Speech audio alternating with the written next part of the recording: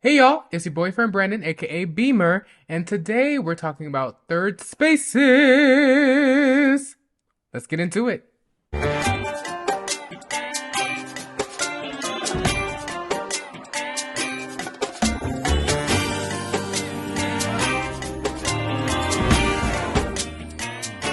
Alright, y'all, I'm so excited because we're close to 500 subscribers! Thank you so much for supporting. I really like that everybody's interacting with the content, and I hope that today's topic gives us some more things to talk about. And tell me what content you want me to make below, even some topics, if you want me to do a particular dance cover, or if you want me to sing a certain song, just let me know. I'm working on some things myself. I don't want to give you too much, but it's a little series I want to do outside of Beaming Cuisine. And yeah.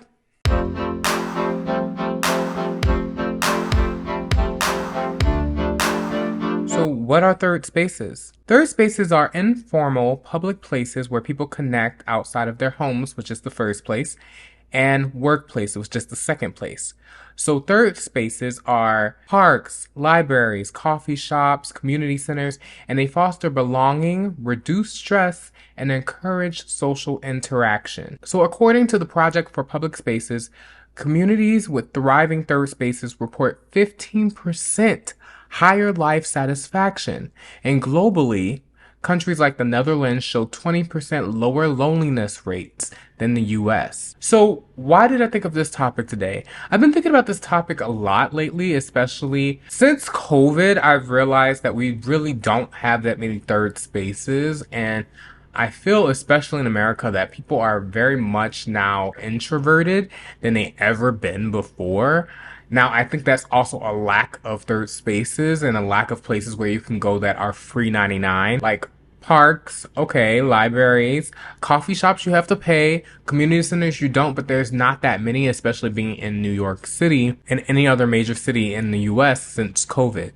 So why are third spaces crucial for mental health? Social connection reduces loneliness. So in the US, 36% of Americans, including 61 of young adults, report feeling lonely. This is coming from the Harvard University 2021 article. In contrast, Japan, with its prioritized public parks and social hubs, reports chronic loneliness in only 15% of its population, and that is coming from the WHO in 2022. Spending just 20 minutes in a green space reduces cortisol levels by 21%, according to the NIH study in 2019. Finland, where public space saunas and parks are central to life, sees 23% less lower levels than in the US, and that is coming from the OECD Better Life Index in 2021. So does it promote physical and mental activity? Duh! Engaging in community activities reduces depression risk by 25% in the US, and that's by the APA in 2022. Meanwhile, Germany's widespread outdoor beer gardens and community hubs help depression rates stay lower than 40% than in the US. So some of you might be asking, so how did third spaces get impacted in the US? The pandemic forced 30% of small businesses like cafes, bookstores to close permanently in the US, and that's coming from the Federal Reserve in 2021. By contrast, in Sweden, only 8% of similar establishments shut down due to the robust government subsidies.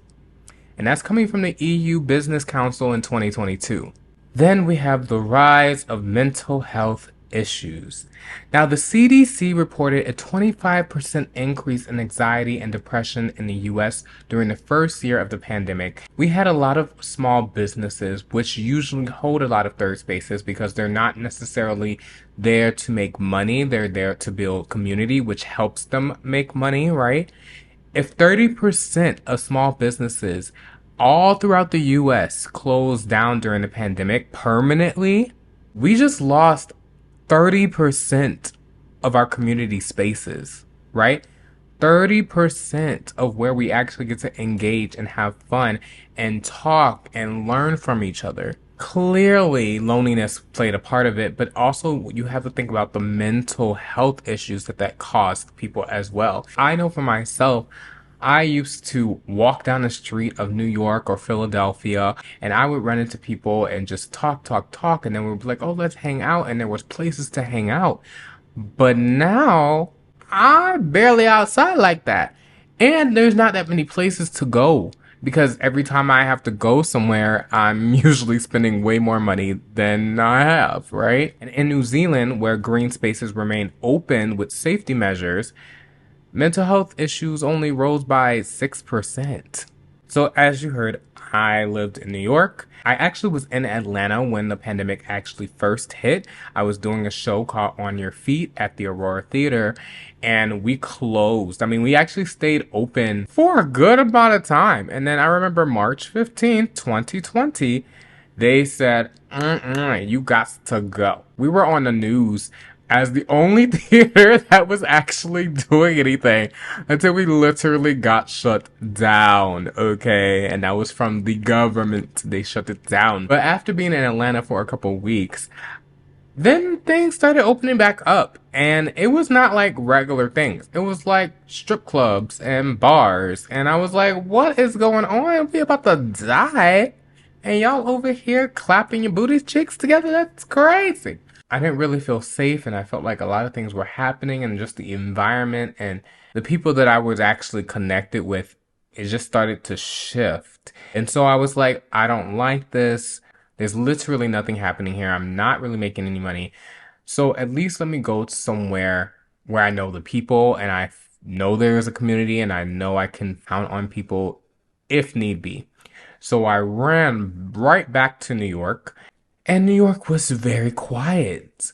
A lot of people said it was very, very dangerous, but when I got back, I literally walked from Times Square all the way to Union Square. So that's over 30, almost 40 blocks with nothing and nobody there. It was literally like it was out of a movie. No cars, no people. I was in the middle of the street just walking all the way down until Union Square. And then when I got to Union Square, there was a whole bunch of people that came out of nowhere. And I was like, oh no, I got to go. But my point is there were a lot of third spaces that got shut down during the pandemic. So let's touch on New York specific statistics on third spaces. And I'm talking about all of the boroughs here. New York City's third spaces, cafes, libraries, museums, and parks have undergone significant changes since the pandemic, and these shifts vary across boroughs, affecting residents' mental health and social cohesion. So let's talk Manhattan. With cafe and restaurants, the Open Restaurants program expanded outdoor dining options, allowing over 12,000 establishments citywide to use sidewalks and parking lanes. Now, this was crucial for Manhattan, where dining spaces are integral to its social fabric.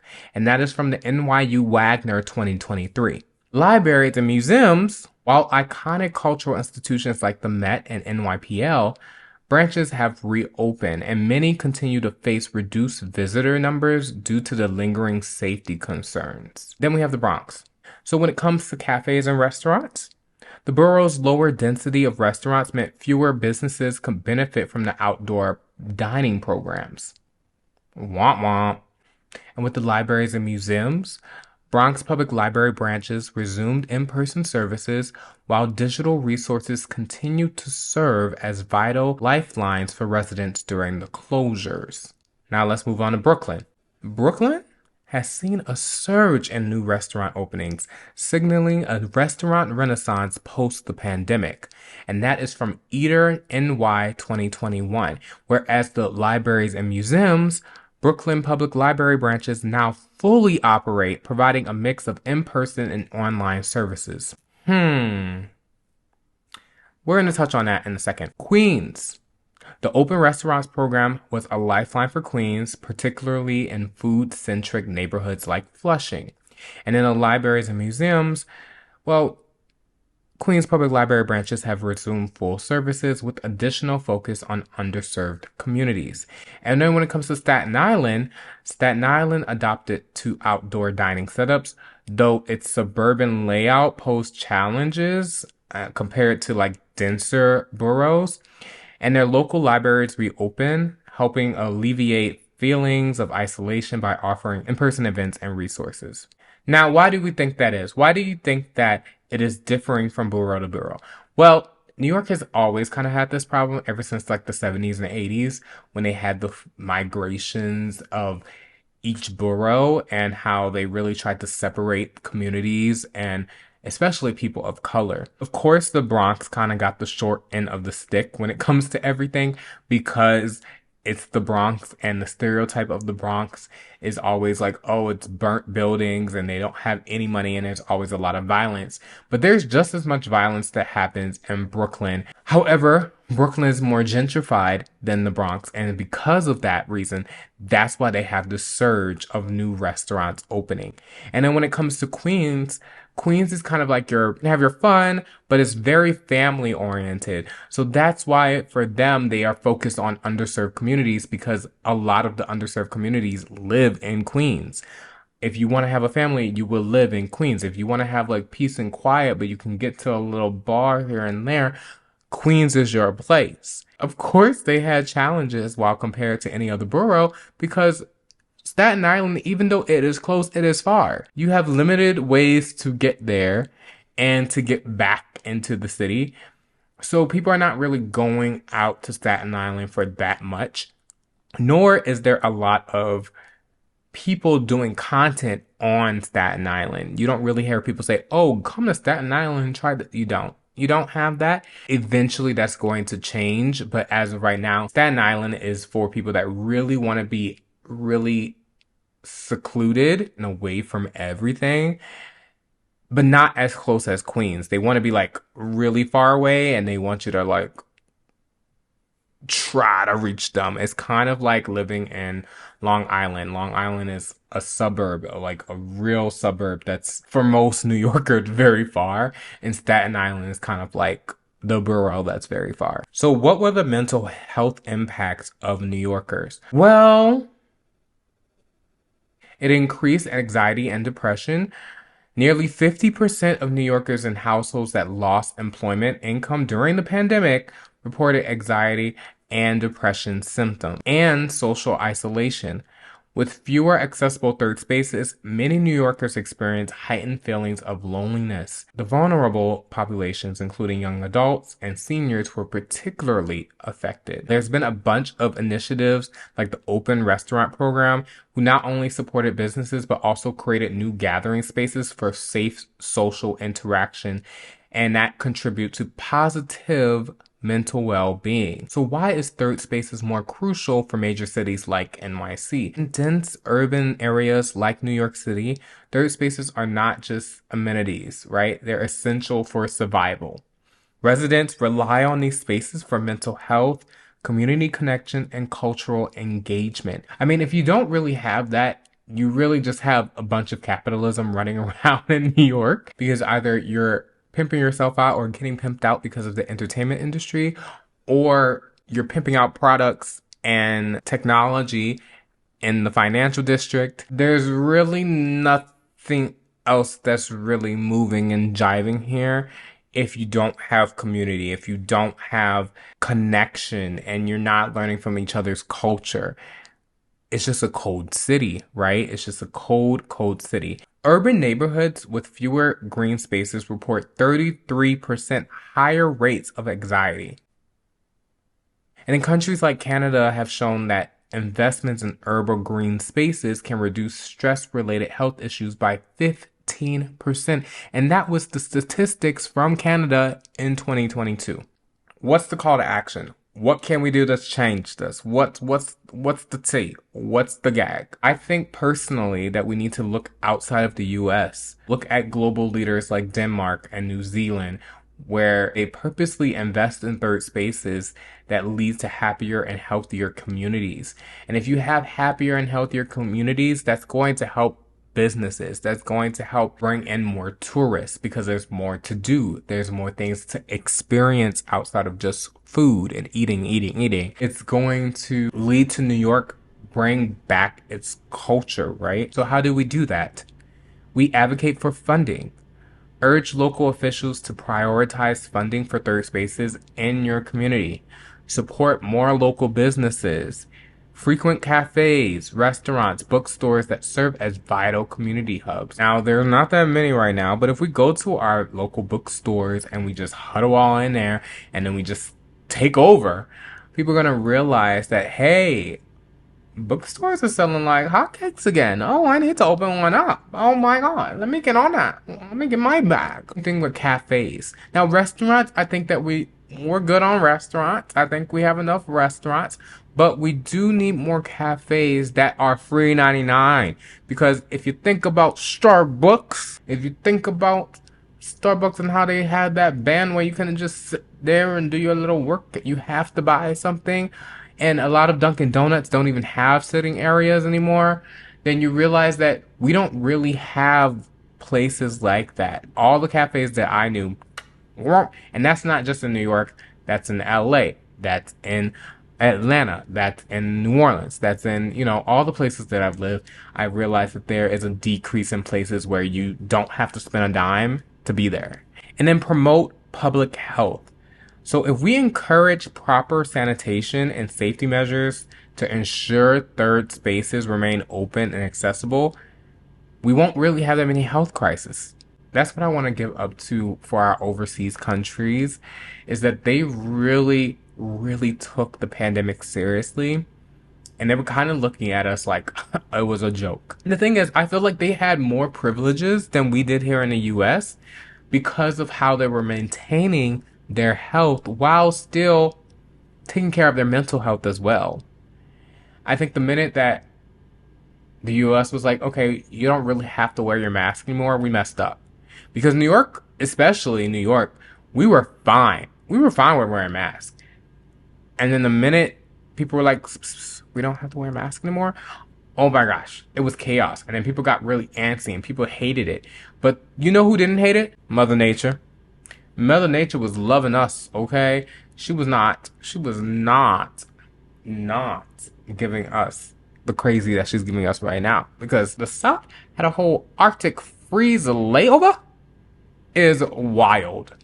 The fact that it was colder in the South than it was in New York, upstate New York at that, couldn't be me.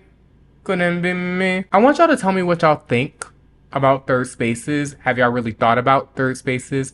I know for me, without having third spaces in the US, it makes me want to leave the US, to be honest. It makes me want to explore more and see what's out there, because what I've realized is that right now we are being conditioned to accept minimal efforts from our government, from our communities, and we take what we get because we're like, hey, it's better than nothing, but we don't have to. I don't like that. I'm not saying that life is going to be the way it was, but because we went through such traumatic things as a whole entire country, I feel like we should be watering our communities. We should be watering our mind. We should be taking these lessons and growing from it. And I feel like we're really just going backwards. And I think that does affect our politics. I think that does affect our livelihood. And so that's why you're seeing so many people go overseas. That is the reason why, because there's nothing here. What are we doing? We're supposed to be the American dream. We're supposed to be the dream. And I know for a fact that other countries are looking at us like we're crazy. They're like, those Americans are crazy. And I have to say, at this point, they're right. But these are little things. If we don't want to talk about the super big politic topics, right? Third spaces are something that we really should be investing in. So let me know your thoughts below. I hope you enjoyed this video, and we'll talk soon. Bye!